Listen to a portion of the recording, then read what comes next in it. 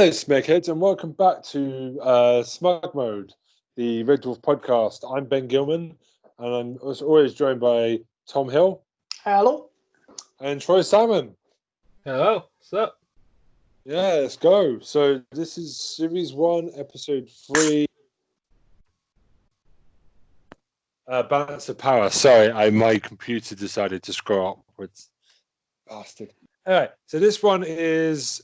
and we before we get into the episode, this is Tom told me this is like a very underrated episode by fans because this was voted the least popular episode of the season back in 1988, right? According to you, Tom? Yep. I think it's a bit harsh. It's a pretty good episode. Yeah. Sorry, I cut you off there. We're going to say something. I thought Tom was going to say something. Yeah, but yeah, literally, it's one of their most underrated episodes. Literally, it's just crazy because the stuff that's in it, the quotes alone. I think the dialogue in this episode is better. It's not a better episode than last week, but I just think Lister has some absolute solid gold bonks. Anyway, so this episode again focuses on Lister and Rimmer. Because we start the episode basically in the drive room. Rimmer is being a dick to Lister because he outranks him as senior technician. So they're doing the checklist, and there's a bit about haggis where they keep going back and forth, and Lister just wants to have a bit more of a loose feel the time on the ship. And Rimmer is hiding the cigarettes. He's been a bit of a Nazi, fun Nazi, really. The Lister been a piece of shit to him. Somehow in the middle of this, Cat is always on the hunt for stuff. So he finds the cigarettes, and Rimmer decides to get him in on that, how to use the vending machines to get free fish, which is one of the good scenes. Where Cat's just grabbing all the food from the vending machine. Fish. Today's fish. Try creme. Enjoy your meal. And this is the first time that only third episode in, and this is the first time we see Lister being very lonely. We get a flashback. He's lonely. Rimmer's driving him mad. He wants to go on a date with Kachansky. But obviously, Rimmer would need to be turned off for a bit. And even through Lister said he'd turn him back on. There's obviously that friction. Rimmer's a bit power mad, but we see a flashback, and I just want to bring this up very quickly. The nightclub scene. We go back. He's hanging out with his friends from the first episode. Chen, Peterson, and I can remember the third guy. And basically, is taking drugs to revise, and but my favourite bit is a bit where Kachansky starts with his friend, He just picks up the purse, chucks it to the other side of the nightclub, and I've always wanted to do that in a nightclub myself. Don't put your bag on the floor in a nightclub and dance around your bags. Put them in your coat. It's annoying. How many years have you been waiting to get that out of your system? I know, literally. Look at you. Oh, mate, you know what? There's so little room in a nightclub. You need every bit of space you can get. It's just annoying. The bag's taking up one of them. So dance around a campfire or something, you know? Definitely. But then, obviously, Lister decides to has enough of it and decides to take decides to become an officer. Yep, an officer, a chef, which would outrank Rimmer. And Rimmer basically decides to sabotage it at every turn. And basically tries to use Kachansky's data disk to try and distract Lister. But at the end of the episode, he's unsuccessful, or so we believe. Because next week, we would find out something very different. No, we believe that he is. Oh, at the end of the episode, they show it, they kind of tease it. Yeah, but next week it gets overturned that he was lying. But we don't know that until episode 4's beginning because they address it first thing. But so, what do you think of this episode, guys? Because it really is drawn once again by Lister and Rimmer in their internal battle of pettiness. I think it's interesting to show the ways that Rimmer is kind of controlling Lister.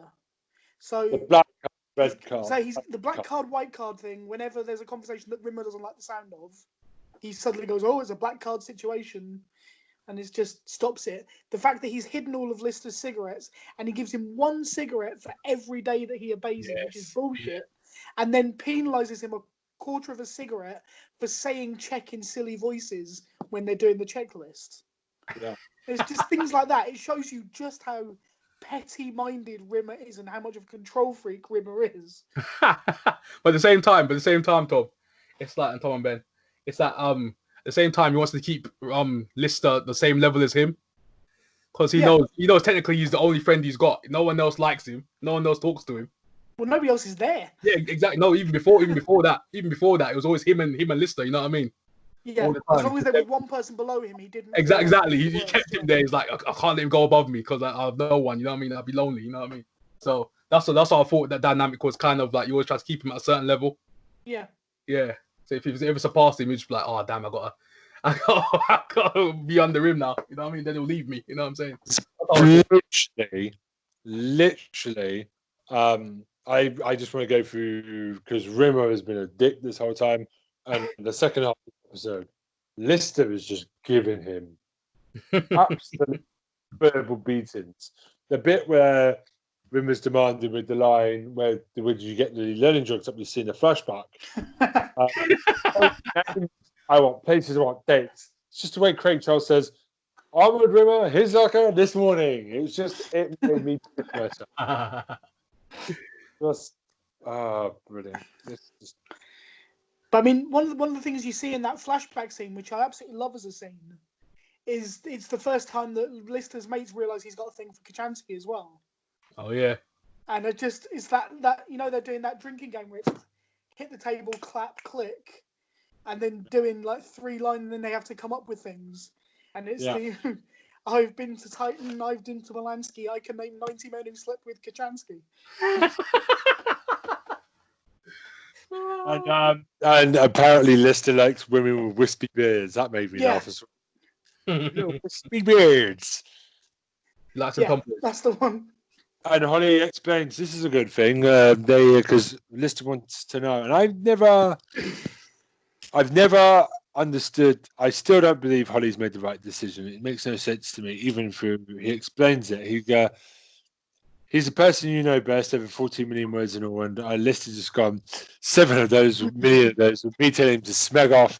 The other 7 million of me putting on report for telling him to smeg off. What's the other line? John Paul Sartre said, "Hell, look forever in a room with your friends." Yeah, that's hell. That's hell. Yeah. Hell's locked in a room for your friends. Yeah. Because I've never. How do you think of Holly's explanation? Because I think it's a bit shit. No, I think right. No, I don't think that is. I don't think that is the reason. I think it's the reason that he feels he has to give Lister at that moment, because Lister won't accept the real one. He's not mature enough. Yeah. To accept it. I think the real reason is, and they come to it. I can't remember when. I think it's season 7 or 8. They come to the fact that actually he needed to hate Lister. He needed to hate Rimmer. Because it was the thing that kept him going and kept him driven, was having somebody to rail against. And that's why Holly picked Rimmer. It's because Lister could have given him Peterson, he could have given him Chen, and they'd have spent the whole time getting pissed and doing nothing, and Lister would have never developed as a human being. Whereas having to think for himself, having to fight back against Rimmer, gave him something to fight for and to better himself. Exactly. Sometimes you need the opposition. Win those little battles. Yeah, sometimes but the I opposition don't think better. that Holly. I think Holly knows he can't explain that to Lister at this point. Because Lister has to come to that conclusion himself, which he doesn't do until season 7 when Rimmer leaves. Yeah. And then he realizes that's why Holly did it. But yeah, so it's a bit of a weak excuse, but I can understand the reason behind it if you look in the longer term of the story. Yeah, it's true. But I have a couple of serious issues with this episode, though. Okay, we'll get into it. No, it's storyline things. The episode itself is good fun, but excuse me, Holly is obviously, although he's got to be kind of impartial, is clearly quite supportive of Lister. Yeah, pretty obvious. So when Rimmer asks him where Lister is when Lister's revising for the exams, Holly says, "No, I can't tell you." So Rimmer has to go and find out for himself. So why does he allow Rimmer to so blatantly interrupt and disturb the actual examination? Lock the door. Rimmer's just allowed to walk in looking like Kachansky, which obviously Holly had to help him do. Exactly. He's in control of the And he's hologram. allowed to walk in and completely distract the guy in the middle of an exam. Exactly. How the hell is that possible? He shouldn't be allowed to do that. It's a hologram. Exactly. So why is Holly allowing him to do that? Because he has to support him to do it. Yeah.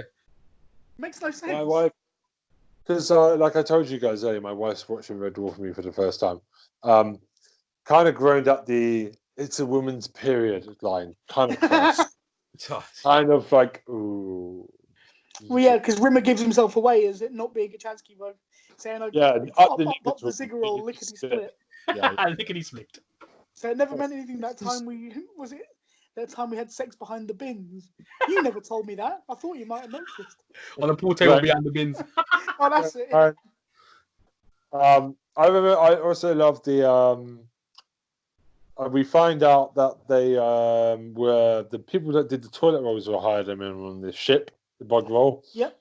And I just remember there's a pecking order, and I'm pecking you, baby. You baby. Lister just goes okay, and Rimmer can't understand that okay is a threat. The way Lister says it, Rimmer doesn't. It's hysterical. It's just like, okay is not a threat no matter how many A's you add onto it.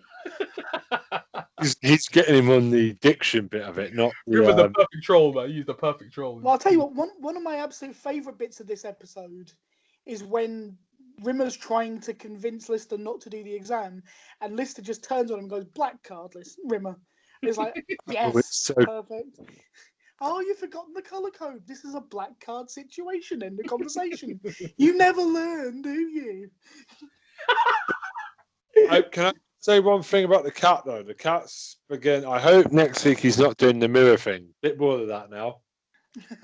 Mirror thing's very funny the first week, but week 2 and 3, bit boring. But I like it. He does have a good one. Look out, food escape, as he runs off to the toilet.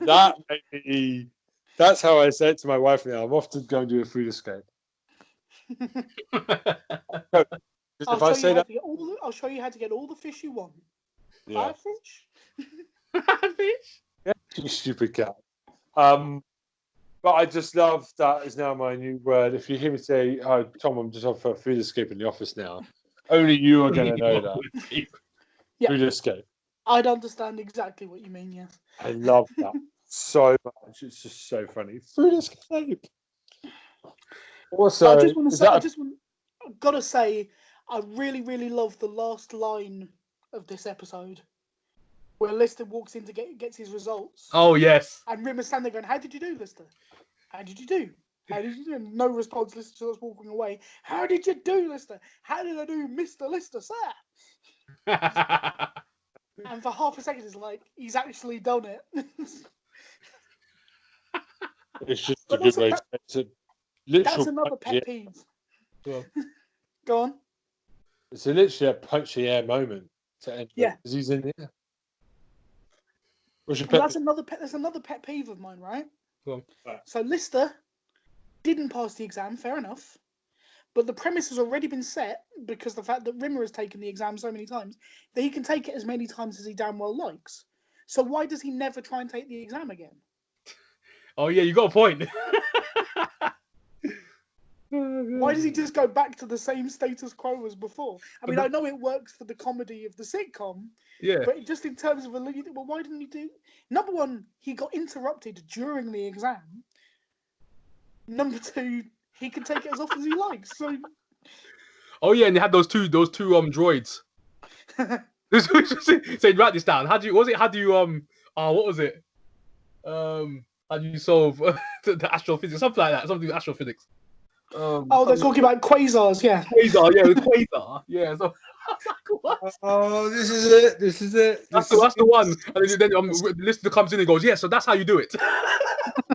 Talking of discussions. What the hell is a quasar? That's a great line. Yeah. I love the bit where he's looking for them in the cinema.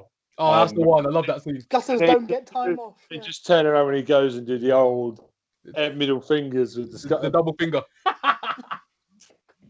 And the other week, we didn't talk about it last week, but they were banging their heads on the wall because they were leaving him with Rimmer. Yeah, please don't leave us. Please don't do this. Please don't leave us with Rimmer. Yeah. Just hitting their heads on the wall. Oh, I'm beginning to realise. There's a lot to go through here. There's a great line from Rimmer. Is that picture yours? It's rubbish. And Lister says it's a mirror. It's you. Yep. Mirror. It's such a picture. That. There's a great bit where Rimmer's like, oh, shit. Because they're talking about Kachansky and Rimmer's just like, snotty cow.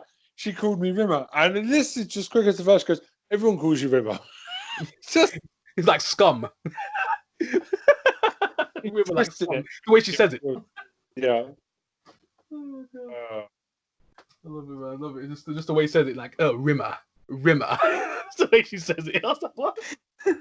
What do you mean ever says your name Rimmer? It's a normal name. Oh my gosh, I love it. It's just the humor that he brings. Rimmer's like literally my favorite character. Rimmer. He's the best. Oh my god, so far Rimmer's my favorite character so far. Now the thing is, because Rimmer's because this is the first time we hear Craig Charles with his music. Lister, sorry, with his music, and it's terrible. But then Rimmer's Billy Skank. Why don't you listen to something really classical like Mozart, Mendelssohn, or Motorhead? I don't know if he knows if Motorhead is what that is. That's a good question. Is that a moment? Or is it just a rocker? Because I can't imagine that it's Rimmer like being a. Yeah, I always thought it was the other way around. I always thought the joke was that because this is set like in the 22nd century, that Motorhead had become like the equivalent of classical music. Was the way I'd always seen it. It could be, yeah. Like it just turns it on its head. Yeah, but I mean, either way works. Yeah. Modern day classics. Yeah, I mean, we call them modern day classics, but by the time this showing is supposed to be happening, Motorhead are more than 150 years old. Exactly. Exactly. To them, it's just like it's the best thing since sliced bread. You know what I mean? So it's the equivalent of Beethoven for us. Yeah. Oh god, it makes sense. It's true. Classic, yeah. It does be a classic. Yeah, it's true. You got a point. Oh my god. Mm-hmm. So I love they drop these little quotes in there. That's why I love it. Like to do on space. Because sometimes you forget you're in the present sometimes with them. But at the same time, there's history to it as well in the future. Yeah. I also like the fact that Rimmer always tries to come across as the more intelligent one, but is often completely wrong about stuff that is from like the 20th or 20th century or earlier. Like is it Wilfrid Shakespeare he refers to at one point? Things like that. Yeah. Because basically, we see it. We saw it in the first episode with he tries to act smart to appear like a smug git, but actually he's not very good at exams. He tends to buckle. Well, we don't know how good he is at exams because he doesn't get through them. But yeah, he never finishes them. Also, I wanted to bring up in the drive room when the cat goes to order fish. Do you notice how many containers are already on the console? Yeah, he's had 4. Yeah. He's had 4 and orders 6 more. That's no wonder why he's had to get a food escape. Flipping heck. His belly was all like fish today. pumped up. Oh gosh, I love it. Movie that discusses the cake that was supposed to be roast beef, wasn't it? Yeah, oh yeah, the cake that he made. That Lister made, yeah. I thought it was going to be roast beef. He made a legit birthday cake. Oh yeah, can we just talk about this? The only episode where the toilet. Crap! Just randomly the toilet comes out. Yes, because Lister says, "Oh crap," to something. And the toilet wasn't paying attention. Yeah. Yeah, that was a good joke. I like that. That was it. Oh, wait a minute, another pet peeve from this episode. Sorry, Go on. I think it's from this episode. It's or is it? No, it might be from the previous one. The vending machine with a lisp and his vocal units was not last working week. properly. So when he asks for a That was coffee, he last- gets a bucket and stuff. That was last week. Yeah, but still, just another pet peeve of Pet mine. peeve. Why doesn't he just go to another vending machine? There's fucking millions of them on that ship. Oh, Sorry, just I remembered. Holly decided. I don't remember why, but Peterson's arm was put onto Holly. Oh yeah. That was some pretty good stuff. This was quite a packed episode, actually. Very packed episode. yeah, you got cabaret entertainment while you eat. Yeah. Rimmer fighting with Peterson's arm. Yeah. Yeah, and he just punches himself. And it's not the first time Chris Barry punches himself in the testicles quite hard. I mean, later on, he goes up to a hammer into his eye. Yep. Proper. That's to stop himself from being aroused, though, isn't it? I love that. That is such a good episode.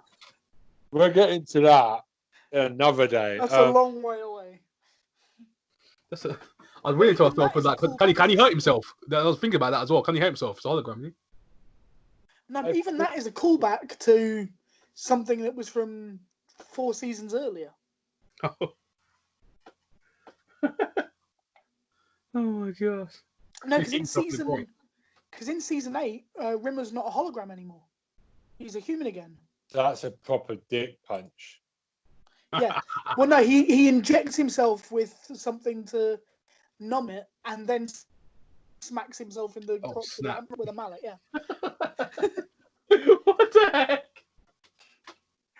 You'll get there, man. You'll get to that. Don't Oh worry. my gosh, I'm loving it already. It I'm makes loving sense it. at the time. Yes, It yes, makes I'm sense loving it. at the time. Hold on, I've got one for you. A character error.